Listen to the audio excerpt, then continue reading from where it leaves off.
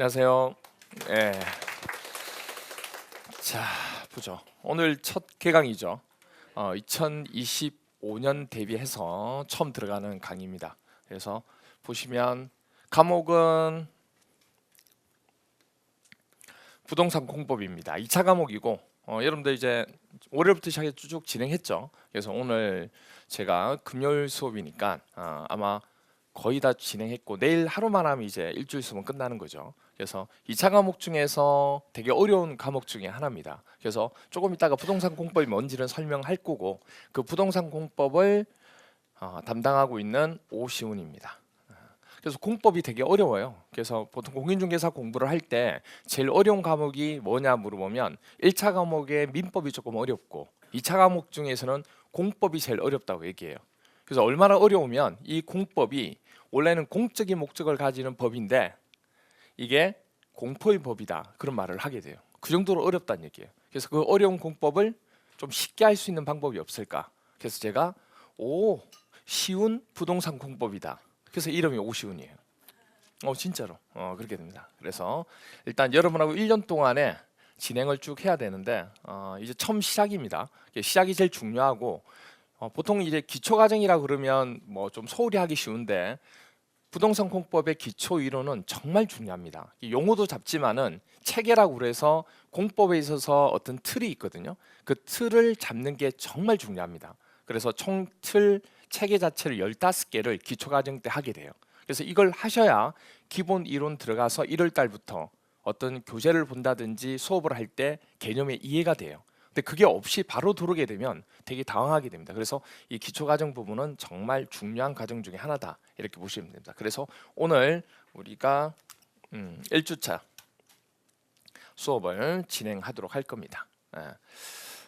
여러분들 시험 보는 것은 25년 대비고 그리고 36회입니다. 36회 횟수로 따지게 되면 1년에 보통 한 번 시험을 보는 거니까 36회라고 보시면 됩니다. 그러면 전체 커리 한번 보도록 할게요. 1년 동안 여러분들 이제 쭉 같이 진행해야 될 과정이니까 한번 보도록 하겠습니다. 크게 나누어서 두 가지인데 정규 과정이 있고 압축 과정이 있습니다. 그래서 보통 오전에 진행하는 것은 정규 과정이라 그러고 그 다음에 우리가 저녁에 직장인들 대상으로 하게 되는 과정은 2시간 30분 수업하게 되는 압축 강의다 그렇게 됩니다. 그래서 쭉 보시면 알겠지만 제일 먼저 진행하는 게 11월 12월 달에 기초 과정 씨앗을 심는 과정이라 보시면 돼요. 그래서 기본 틀을 잡는 그런 과정이 되고 7주 동안 진행하게 되고 그 다음에 1월 달부터 3월 달까지 기본 이론이라고 해서 10주 그때 이제 조금 이제 이렇게 사기 나오는 뭐 살자서 조금 이제 올라오는 그런 과정입니다.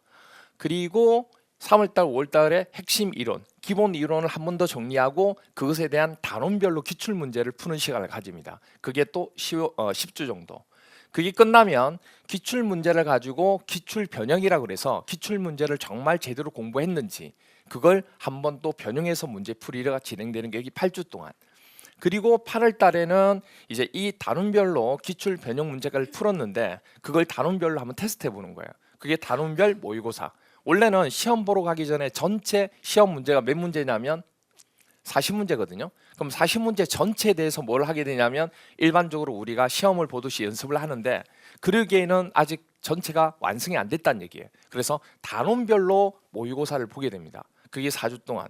보통 이 단원별 모의고사는 보통 타사에서는 별도 특강으로 해서 돈을 받고 진행하는 경우들도 꽤 많아요. 그런데 에듀윌에서는 정규 과정에 이 단원별 모의고사를 거기다 집어넣고 진행을 하고 있습니다. 왜냐하면 중요한 과정일수록 좀 집어넣고 해서 정규 과정에서 우리가 할 수 있도록 하는 게 좋으니까요. 기출 문제도 마찬가지.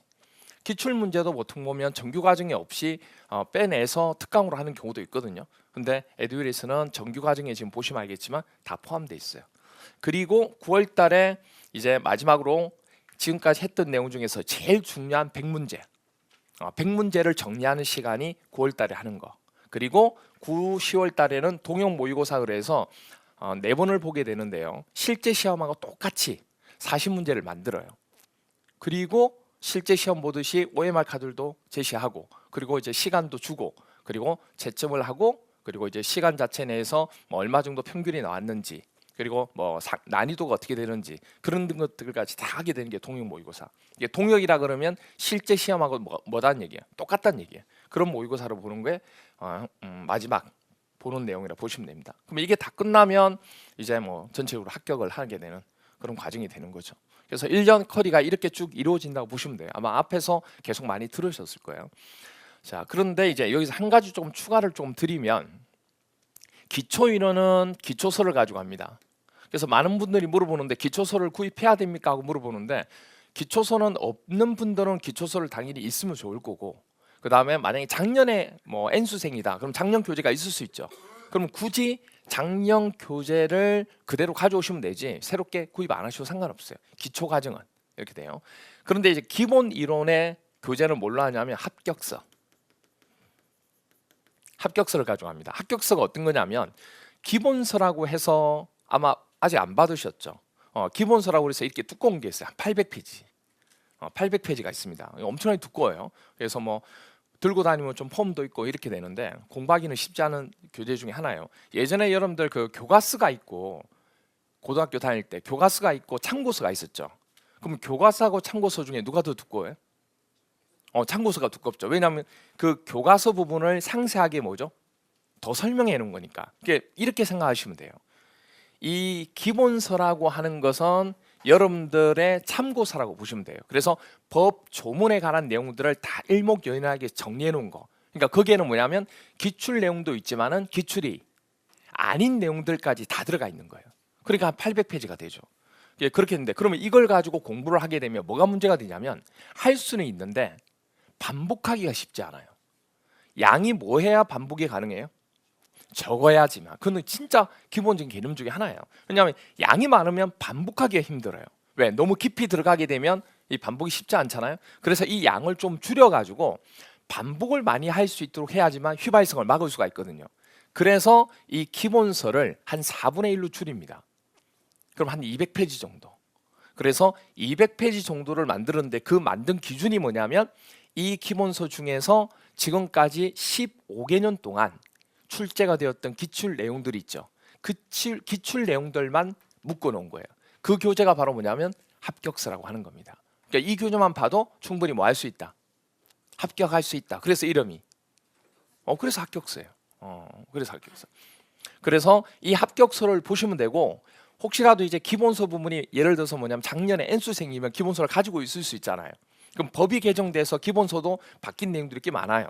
그런데 N수생이라 그러면 기본서는 굳이 구입하지 마시고 합격서만 새롭게 구입하시면 돼요. 그럼 처음 공부하시는 분들은 어차피 뭐 교재가 다 처음 부분 해야 되니까 다 필요한 부분 중에 하나가 되고 그래서 기본서는 수업 시간에 진행을 하진 않고 집에 가서 여러분들이 수업을 하면 이 기본서 페이지도 이제 설명을 하기 때문에 집에 가서 참고용으로 보시면 돼요. 그럼 주로 수업 시간이 나가는 건 뭘로 나가는 거예요? 합격서로 진행합니다. 그래서 이 합격서 가지고 1월 달부터 3월 달까지 10주 동안 진행을 해요. 한 바퀴 돌린다 보시면 돼요. 근데 법령이 조금 이따 배우겠지만 부동산공법의 법령이 총 6개 법령인데 그 6개 법령을 다 하기가 쉽지 않아요. 그래서 여기서 4개 법령만 할 거예요. 주로 자주 많이 나오는 부분들 그렇게 하고 핵심 이론이라 그래서 이때 뭐냐면 기본 이론을 한 바퀴 더 돌려요. 그럼 이순환 하는 거죠. 그때 6개 법령을 다 하는데 그러면 여기서 2개 법령을 안 했죠. 그럼 여기서 2개 법령은 새롭게 하는 거고 4개 법령은 뭐가 되는 거예요? 한 번 더 하는 거죠. 그런 식으로 그렇게 해서 이순환을 한다고 보시면 돼요. 그럼 이순환을 하면서 그 단원별로 이 내용이 실제로 시험에 어떻게 출제가 되는지 기출 문제를 가지고 다시 확인을 합니다. 그래서 이 3월달, 5월달에는 기출 문제 풀이도 같이 병행을 하게 돼요. 그래서 이때 뭐가 나오냐면 합격서하고 기출 문제집하고 같이 수업을 진행해 나갑니다. 이때.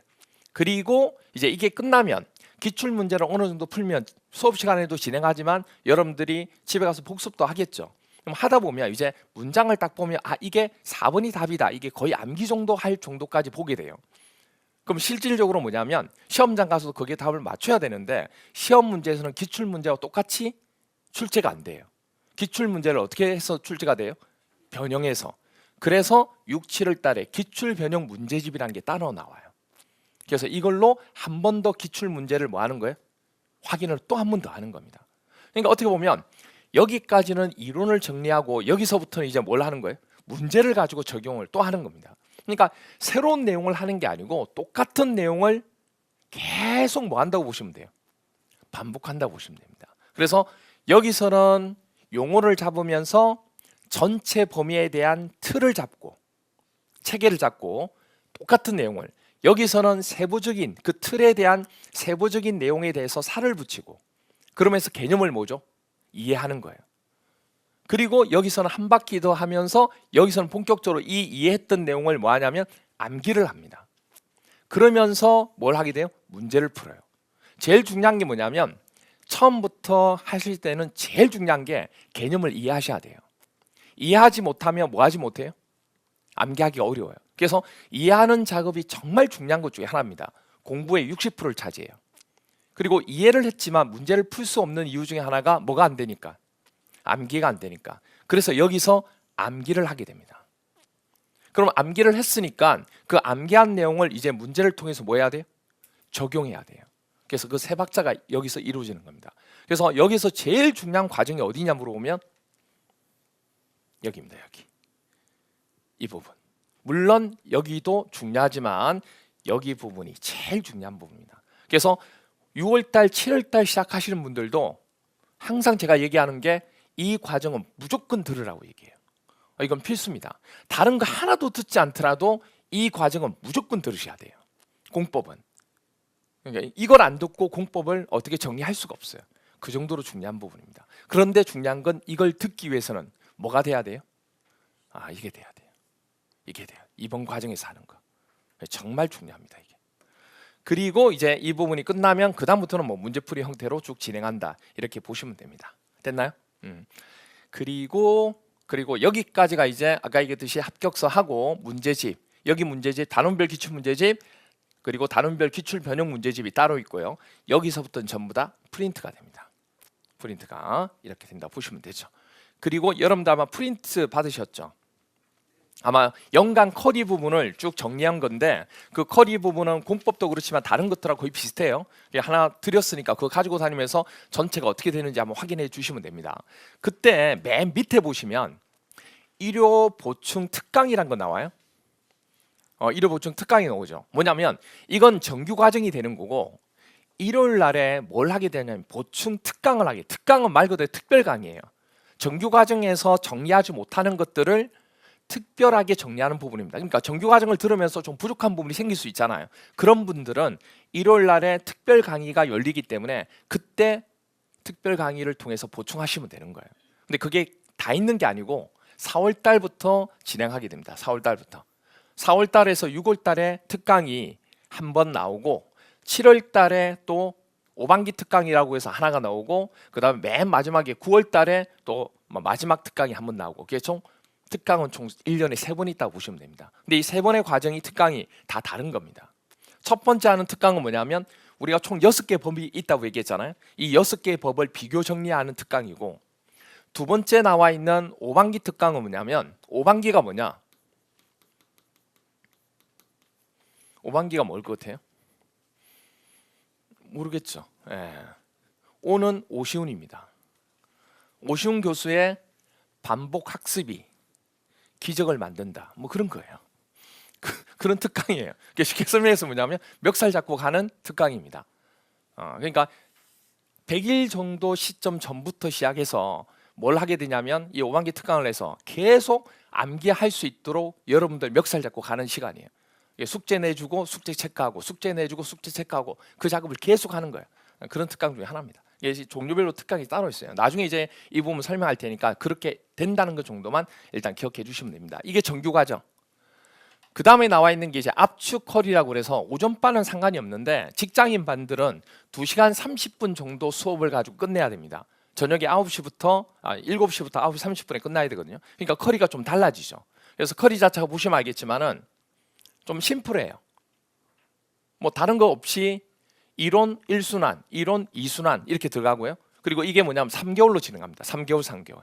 10주가 아니고 12주씩 그렇게 들어가고 그리고 단원별 기출 문제를 또 따로 별도로 하나 빼낸 거예요. 이게 끝이에요. 여기서부터는 내용이 똑같고 그러니까 뭐가 빠졌다고 보시면 돼요. 정규 과정에서 단원별 기출 응용이 빠졌죠. 기출 응용 부분이 빠진 거예요. 그것까지 하기에는 시간이 안 돼요. 왜냐? 2시간 30분을 끝내야 되니까.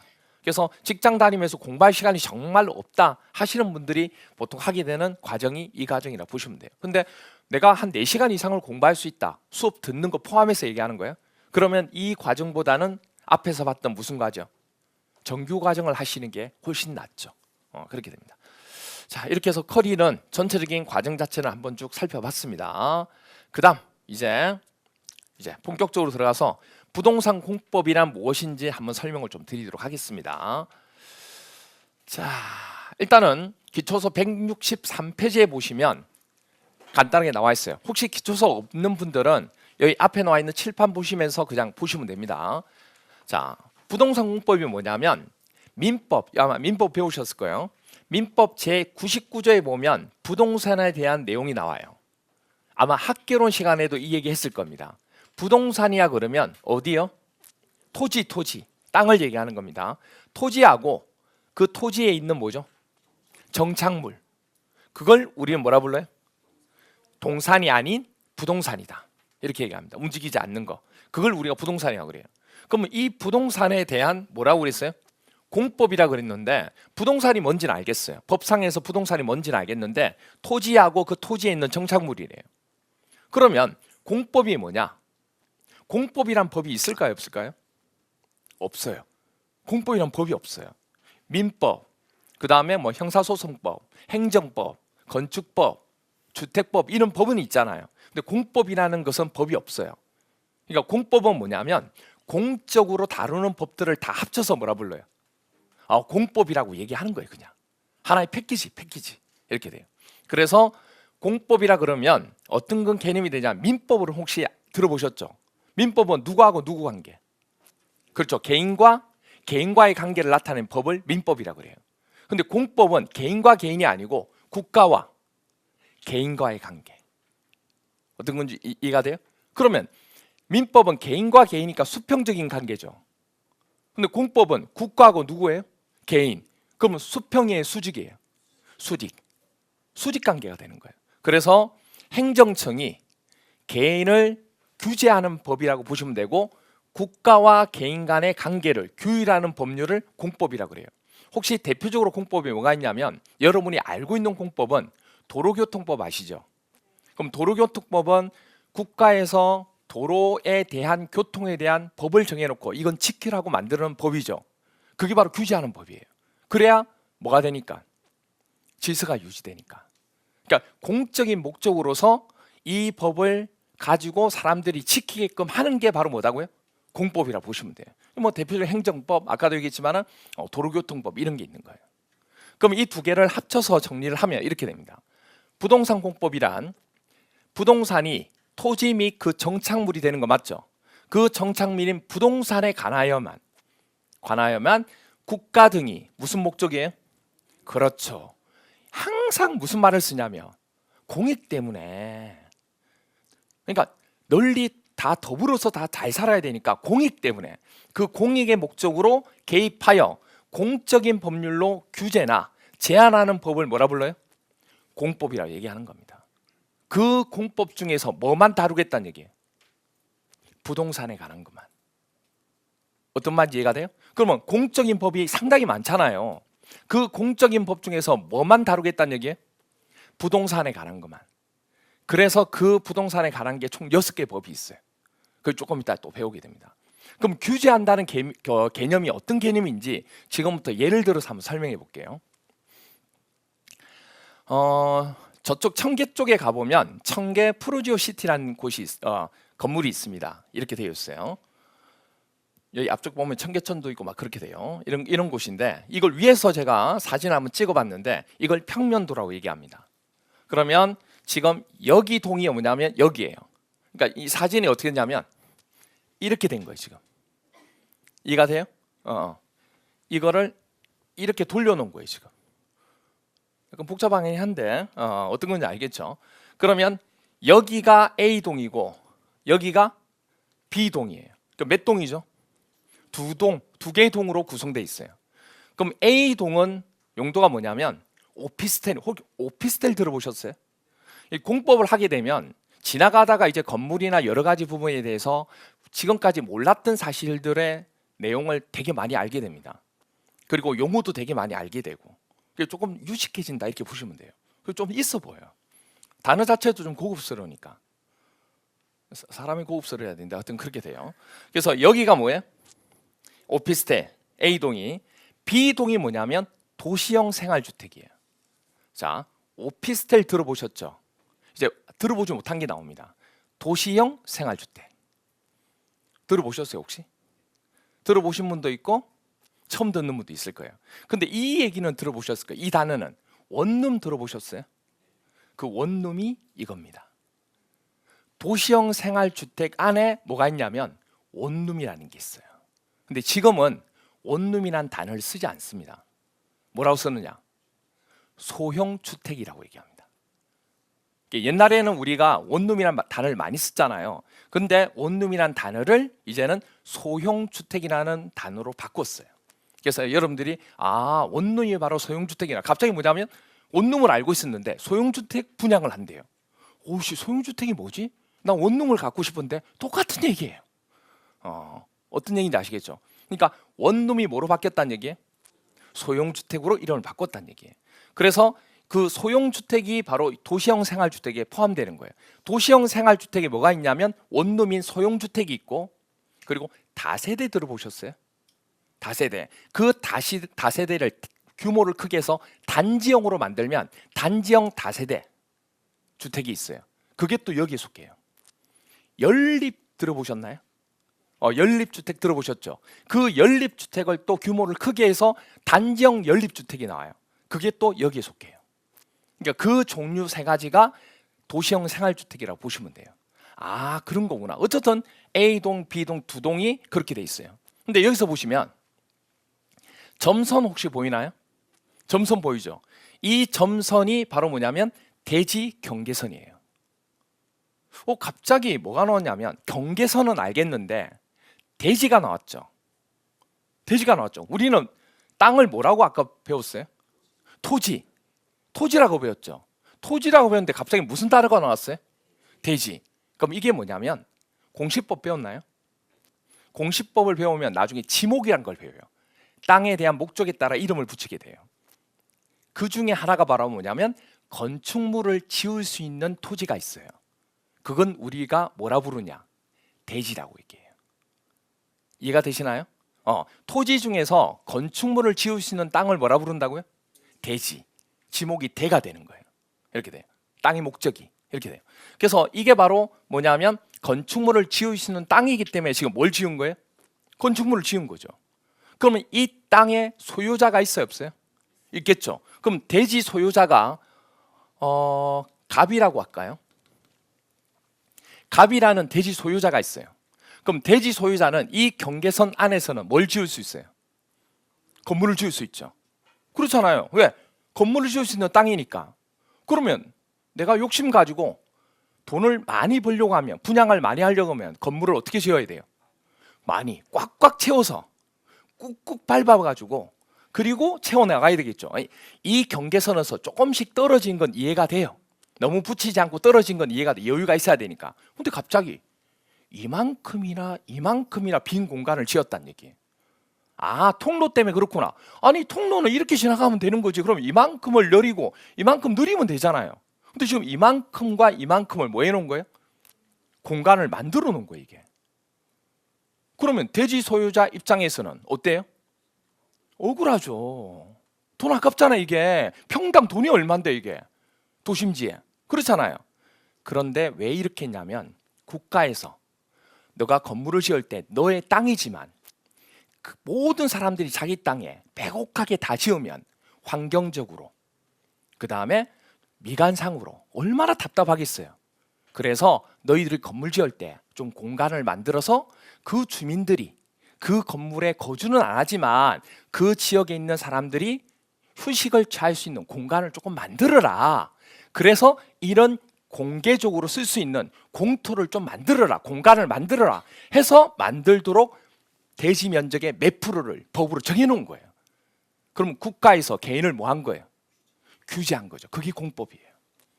그 공법 중에 하나가 바로 건물을 지을 때 규제하는 법이 뭔지 아세요? 건축법이에요. 그래서 우리가 건축법을 배우는 거예요. 그게 부동산 공법의 종류 중에 하나가 들어가는 거예요. 어떤 게 공법인지 개념이 이해가 되시나요? 이런 걸 우리가 공법이라고 얘기하는 거예요. 그걸 배우는 거예요. 이게. 그래서 이런 공간을 우리는 뭐라 부르냐면 공개 공지라 그래서 되어 있어요. 그러면 법을 한번 볼게요. 제가 어떻게 되어 있는지 보세요. 여기를 보면 지나가다 보셨겠지만 공간이 있고 여기에 보면 이렇게 앉아서 사람들이 독서도 할 수 있고 긴 의자 같은 거 이렇게 되어 있는 거 보셨나요? 그리고 모두 또 되어 있어요. 조경. 환경 친화적으로 조경도 이렇게 되어 있는 거 보셨죠? 이런 거를 뭐라고 하냐면 공개 공지 등이라고 얘기해요.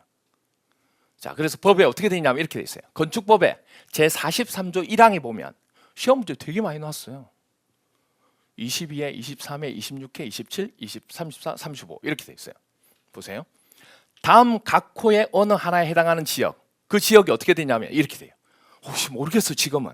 지금 여러분 보고 이걸 알아라고 하는 건 아니에요. 근데 모르겠지만 지역 중에서 무슨 지역이라는 데 있대요? 주거. 그럼 주거라고 하는 건 우리가 주택의 목적으로 이제 거주할 목적으로 쓰는 것이잖아요. 그런 것도 있고 또 상업도 있고 뭐 여러 가지가 나와요. 모르겠어요. 모르겠지만 이런 지역에다가 건물을 지을 때는 환경을 쾌적하게 조성하기 위하여 대통령이 명령을 내린 거예요. 명령을 내리는 그때 정하는 용도와 규모의 건축물은 누가요? 그 건물에 사는 사람 말고 분양을 받은 사람 말고 누가요? 일반인이 뭐 할 수 있도록 사용할 수 있도록 대통령으로 정하는 기준에 따라 소규모 뭐 할 수 있는 휴식을 취할 수 있는 뭐 긴 의자나 이런 거 이렇게 해서 또 조경도 해놔야 휴식을 취할 수 있잖아요. 그런 휴식 시설 등의 공개 공지 공터를 얘기하는 거예요. 그리고 공개 공간을 뭐 해라? 설치 뭐라고 돼 있어요? 하여야 한다. 할 수 있다가 아니에요. 하여야 한다기 때문에 무조건 건물 지으려면 이런 공간을 뭐 해야 돼요? 만들어야 허가가 나는 거예요. 이게 바로 규제하는 무슨 법이 되는 거예요? 건축법이 되는 거예요. 그래서 이런 공간을 우리는 뭐라 부른다고요? 공개 공지 등. 공개 공지하고 공개 공간을 합쳐서 공개 공지 등이라고 얘기해요. 개념은 어떤 개념인지 이해가 되시나요? 공개 공지 등이 뭔지. 그래서 아마 지나가다가 여러분들이 건물 부분에 보면 1층 부분에 이런 공간이 있는 걸 보셨을 거예요. 표지판말도 이렇게 있어요. 그러면 그런 곳이 바로 이런 게 바로 공개 공지 등이구나. 그렇게 인식을 해주시면 되는 거예요. 여기까지 됐나요? 그러면 이런 게 보시면 알겠지만 시험 문제가 보세요. 되게 많이 나왔죠. 문제 패턴이 보시면 연속해서 출제된 걸 좋아해요. 22회 때 나오고 23회 때 나왔죠. 그러다가 출제가 안 되다가 26회 때 나왔죠. 또 27. 패턴이 한 번 나오면 뭐죠? 한 번은 또 나오는 거예요. 보세요. 34회 때 나왔죠. 어떻게 돼요? 올해 35회 때 또 나왔죠. 그런 패턴이에요. 그럼 여러분 시험 볼 때는 안 나오는 거예요. 확정은 안 되지만 그럴 가능성이 크다는 얘기예요. 그러면 이런 부분에 관한 내용이 공개공지 등이에요. 그러면 개념은 어떤 건지는 파악하셨죠? 문제 한번 풀어볼까요? 한지 얼마 안 됐지만 기출문제 한번 풀어보자고요. 35회 때 나온 거. 올해 시험 문제 나왔던가요? 건축법령상 공개공지 등에 관한 설명으로 뭐 한 거예요? 옳은 거. 지문이 몇 개 나오냐면 총 5개가 나와요. 지문 선지라고 얘기합니다. 5개가 나오는데 그 5개 중에서 뭐 찾는 거예요? 옳은 거 찾는. 그럼 나머지 4개는 다 틀린 거예요. 그럼 옳은 것만 찾기만 하면 돼요. 한번 찾아보세요. 1번부터 쭉 읽어보시고 여러분이 생각할 때 옳다고 생각하는 걸 답하시면 되는 거예요. 제가 뭐 크게 바라지 않아요. 뭐 틀려도 괜찮으니까 과감하게 얘기하시면 돼요.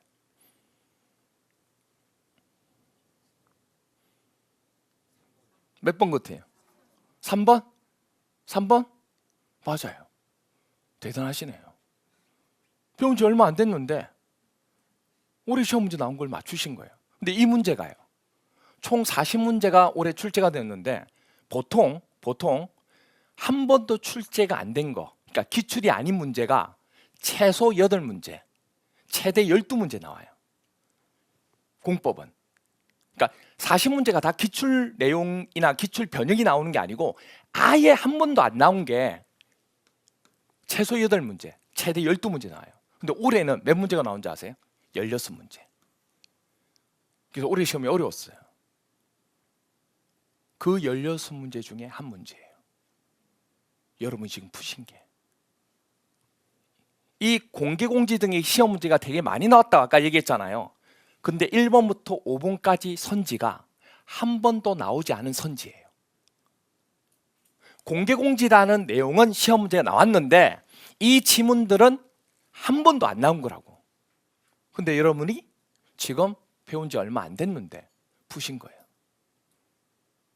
그러니까 무슨 얘기냐면 지금 공법의 시험의 트렌드는 무조건 암기가 아니고 닥치고 암기가 아니고 첫 번째 뭐부터 하셔야 된다는 얘기예요.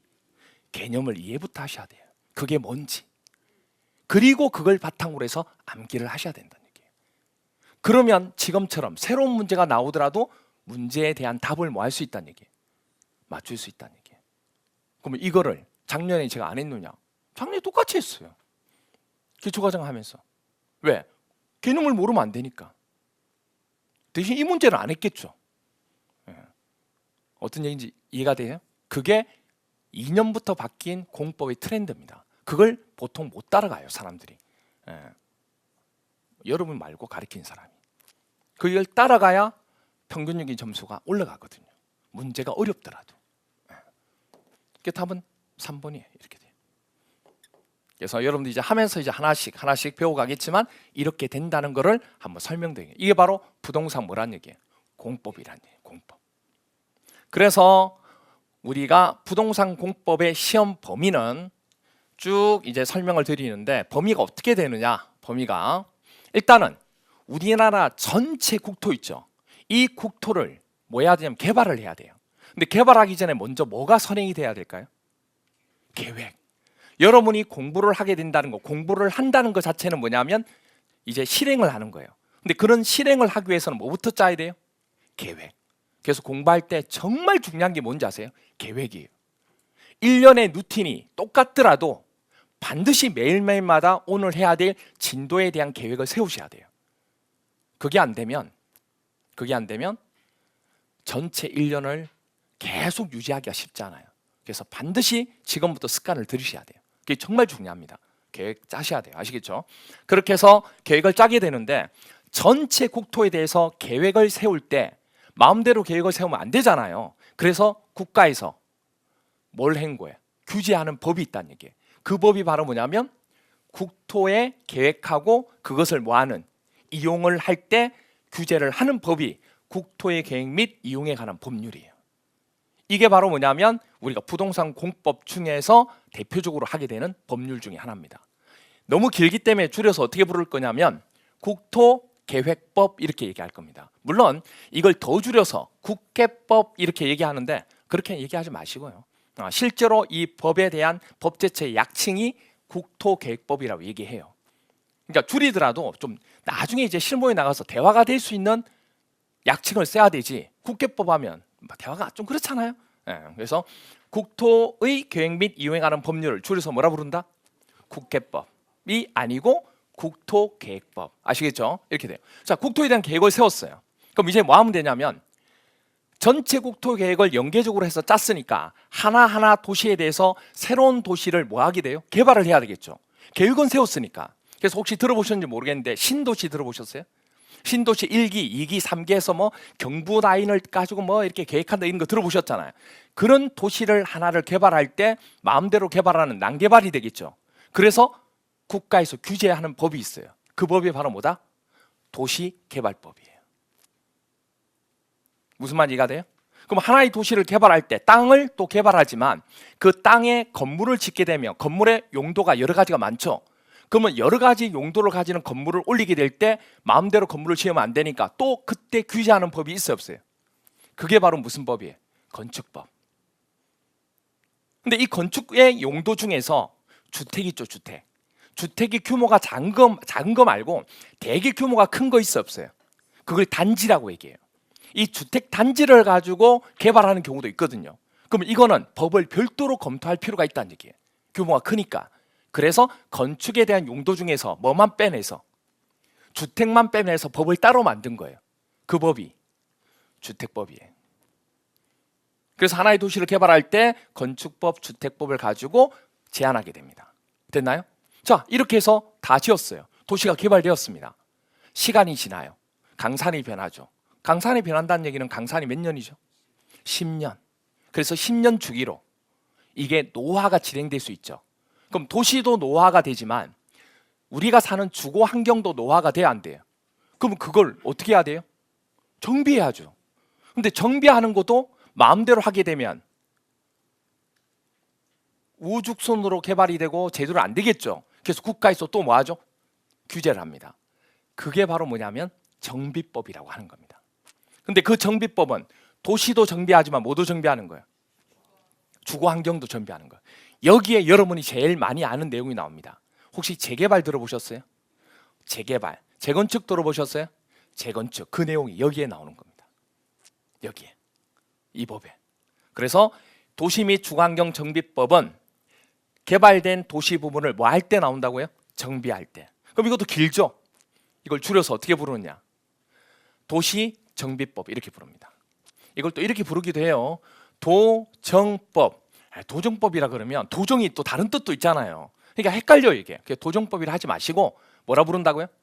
도시정비법. 정 더 줄이고 싶다. 그러면 정비법 이렇게 하시면 돼요. 도정법이라 하지 마시고 정비법 아시겠죠? 이렇게 돼요. 그래서 약칭 법제처에서 약칭으로 정한 것은 도시정비법 이렇게 얘기합니다. 여기까지가 일반적으로 우리가 배우는 법령이고 여기 한 가지 추가하는 게 바로 농지를 배웁니다. 농사를 지을 수 있는 땅이 뭐예요? 농지죠. 근데 그 농지를 다른 목적으로 건물을 짓는 목적으로 전용 바꿀 수도 있거든요. 그래서 이것도 우리가 부동산에서 다루게 되는 거예요. 그래서 무슨 법도 배우게 돼요? 농지법도 배우게 됩니다. 안 배웠으면 좋겠지만. 그래서 총 몇 개를 배워요? 6개. 엄청나죠. 엄청나죠. 다른 것들의 과목들을 다른 과목들을 보면 전부 다 법령이 몇 개예요? 거의 한 개씩이잖아요. 공법은 패키지로 배웁니다. 총 몇 개? 6개. 이게 양이 얼마나 많으냐면 2차 과목에 중개사법, 공시, 세법 이 세 가지를 합친 것보다 이게 3배 정도 더 많아요. 그러니까 얼마나 많은지 아시겠죠? 그러니까 어떻게 보면 한 과목에 몇 과목이 있는 거예요? 5과목이 있어요. 대표적으로 여러분들 공부를 하실 때 월요일 날 우리가 세법 배웠죠. 세법을 했어요. 화요일 날 뭐 했어요? 그죠? 화요일 날도 공법, 수요일도 공법 좋습니다. 그게 좋은데 화요일 날에는 뭐 했다고요? 학개론. 그럼 학개론을 배우면 세법을 잊어버리게 되죠. 그렇잖아요. 그러니까 전날 수업했던 걸 오늘 배우면서 그게 삭제가 돼요. 근데 중요한 건 뭔지 아세요? 공법은 공법 내에서 삭제를 합니다. 국토개법을 공부하면 머릿속에 싹 들어가요. 그러다 갑자기 뭘 배우면? 도시개발법 배우잖아요. 이 두 개 법이 달라요. 그러다 보니까 이 법이 이걸 잡아먹어요. 그래서 휘발성이 너무 크다고 얘기하는 거예요. 이게. 그래서 어렵다고 얘기하는 겁니다. 이게 양이 많아서. 그래서 시험 문제에서 관리공단에서 어떻게 출제를 하냐면 35의 시험도 똑같이 이렇게 출제가 돼요. 관리공단에서 30% 내외로 출제하라고 했기 때문에 12문제는 항상 이렇게 출제가 됩니다. 그래서 올해 35에서 아까도 얘기했지만 틀리라고 내는 문제, 즉 뭐냐 한 번도 출제가 안 된 문제가 16문제, 기출 변형으로 해서 나온 문제가 10문제, 기출 문제 그냥 그대로인 문제가 한 난이도가 14문제 이렇게 나왔어요. 그러면 기출만 봤을 때 풀 수 있는 내용은 몇 문제예요? 24문제 이렇게 됩니다. 그러니까 무슨 얘기냐면 과락은 안 나온다는 얘기예요. 절대.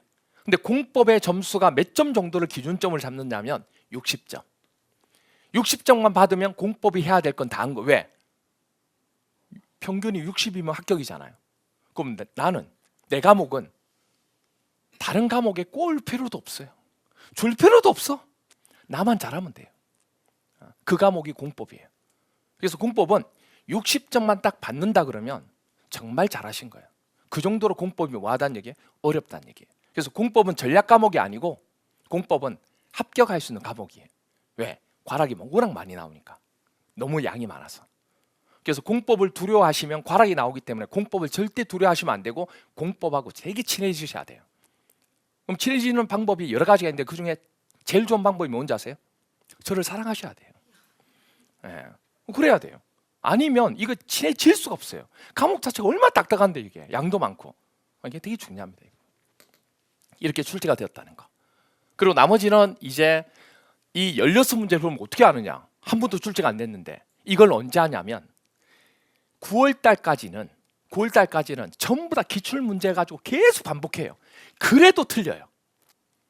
그리고 언제 그게 완성이 딱 되냐면 9월 달까지 그걸 무조건 완성을 해야 돼요. 어떤 내용이 나오더라도 기출에 관한 내용은 틀리면 안 되도록. 그리고 10월 달에 9월 말부터 10월 달까지 동영이라는 걸 한다고 그랬잖아요. 4번. 이때 동영할 때 그에 새롭게 나올 수 있는 16문제 있죠. 이 내용을 제가 찝어드립니다. 물론 확률이 높진 않아요. 네. 그런데 올해는 뭐 예전도 그랬고 대통령이 실제 틀리라고 내는 문제를 킬러 문제죠. 되게 많이 맞춰요. 올해 문제 중에 하나는 아예 번호 60번 문제, 나중에 보여주겠지만 60번 문제에 60번 문제 지문까지 똑같이 나왔어요. 틀리라고 낸 문제인데.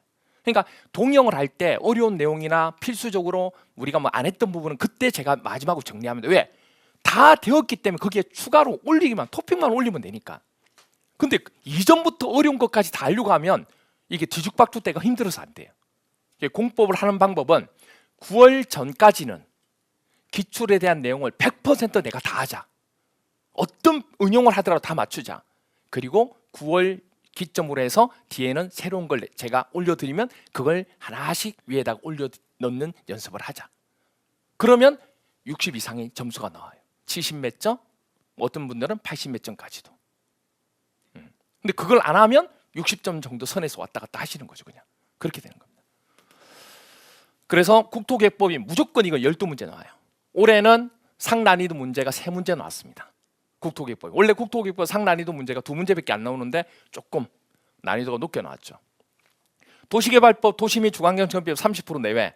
도시개발법이 6문제고 도시정비법이 6문제. 이건 항상 정해져 있습니다. 우리가 제일 좋아하는 법령이 돼야 될 게 도시개발법. 도시개발법은 난이도가 항상 낮게 나와요. 그래서 6문제는 이 중에 한 문제를 버린다 하더라도 5문제는 무조건 취하도록 해야 돼요. 이 부분은. 올해 시험도 그랬고. 그런데 이 정비법이 개정이 많고 되게 어려워요. 이게 도시정비법이.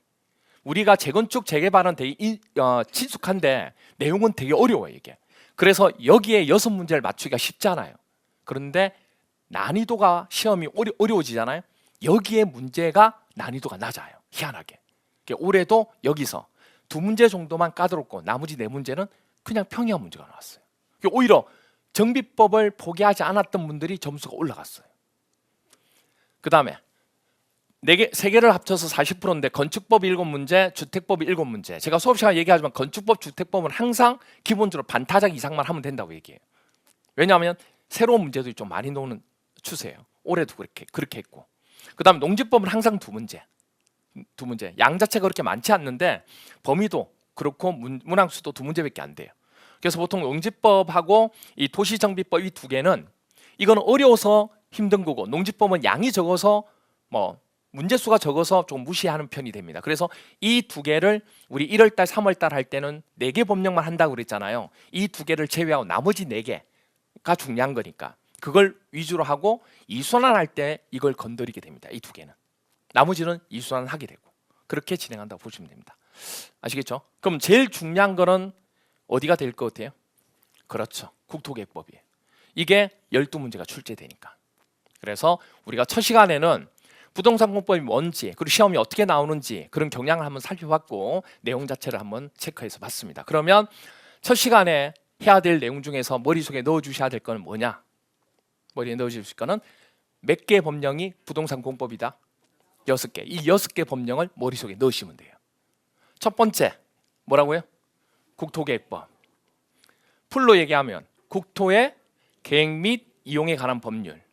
두 번째 도시개발법. 세 번째 도시 및 주거환경 정비법 줄여서 도시정비법. 세 번째, 네 번째 건축법. 5번째 주택법. 6번째 농지법. 됐나요? 오케이. 다시 정리합니다. 첫 번째 뭐라고요? 국토계획법. 두 번째 도시개발법. 세 번째 도시정비법. 네 번째 건축법. 다섯 번째 주택법. 여섯 번째 농지법. 그렇게 설명해 드렸습니다. 됐나요? 그래서 우리가 이 정도는 머릿속에 넣고 계셔야 돼요. 아시겠죠? 오케이. 쉬었다가 다시 시작합니다.